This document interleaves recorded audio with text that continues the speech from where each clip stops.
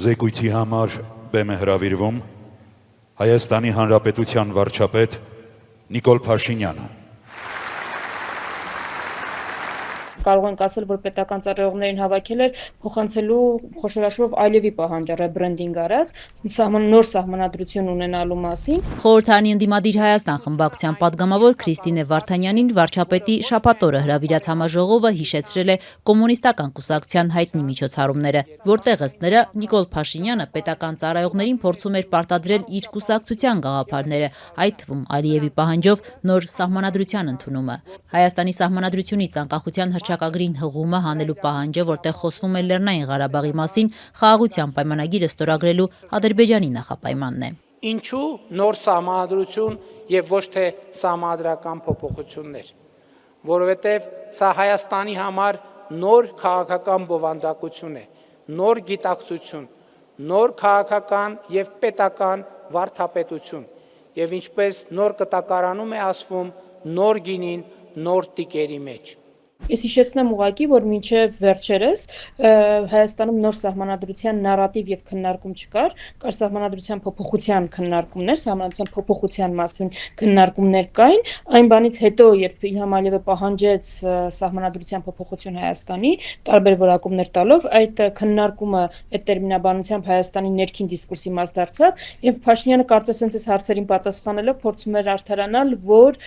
դե գիտեք, նոր սահմանադրություն է անհրաժեշտ, որ ուղղակի նոր սկիզբ լինի պետության համար, որովհետև գինին նոր տակառներում չեն լցնում, բայց իրականում նոր սահմանադրության պահանջը բացառապես Ադրբեջանի պահանջն է։ Ընդդիմադիր պատգամավորի համոզմամբ շաբաթ օրով հազարավոր պետական ծառայողներին, նաև գործադիրից անկախ համարվող դատական համակարգի ներկայացուցիչներին հավաքելով Փաշինյանը յուրօրինակ ուժի ցուցադրություններ իրականացնում, ցույց տալով, որ այսօր բոլորը կախված են իրենից եւ որ իր գաղափարներն ու մոտեցումները պետք է ընդունելի լինեն բոլորի համար։ Շաբաթօրյա համաժողովին մասնակցում էին նաև Սահմանադրական դատարանի նախագահն ու ԲԴԽ նախագահը։ Նեղ կուսակցական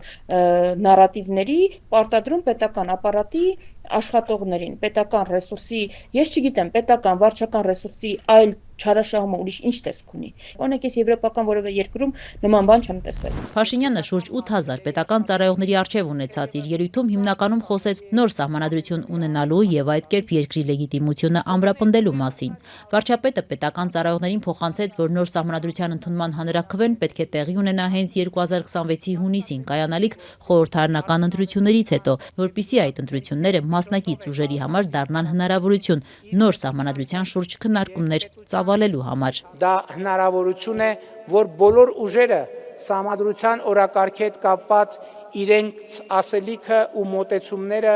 նախ խորհրդարանական ընտրությունների քարոզարշավում կիսեն ժողովրդի հետ։ Փաշինյանը 2026 թվականի ընտրությունները ըստ էության վերածել է հանրաքվեի։ Սիրելի քաղաքացիներ, այսինքն 2026-ին մեզ սպասվում է ոչ թե բարձրապես ընտրություն, որտեղ դուք ընտրելու եք քաղաքական ուժի, այլ դուք իրականացնելու եք հանրաքվե։ Խոշոր հաշվով սահմանադրական հանրաքվե եք իրականացնելու, խոշոր հաշվով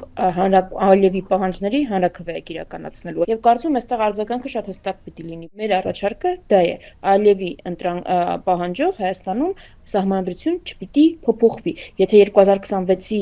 ընտրությունները Փաշինյանը վերածում է այդ հանրաքվեի, ուրեմն այնպես անենք, որ այդ հանրաքվեի արդյունքները չերջանկացնեն Ալիևին եւ Փաշինյանին։ Իսկ ինչպես էին շուրջ 8000 պետական ծառայողները կանչվել շաբաթօրյա հավաքին։ Փաշինյանի ղեկավարած ՔՊ փոխնախագահ Վահագն Ալեքսանյանն այսօր լրագրողների հետ զրույցում ասաց, թե վստահաբար գրություն է ուղարկվել պետական մարմիններին։ Ալեքսանյանը միաժամանակ հավաստիացրեց, հազարավոր պետական ծառայողները իրենց կամքով են մասնակցել այդ հավաքին, իսկ մամուլի հրապարակումները, թե նրանց պարտադրել են, իրականությանը չեն համապատասխանում։ 7000 հոգի շաբաթ օրով որոշել էր գալ, հա։ Ձեզ թվում է ինչի պետքա չուսանար կար օրինակ։ Դե ազատ ուր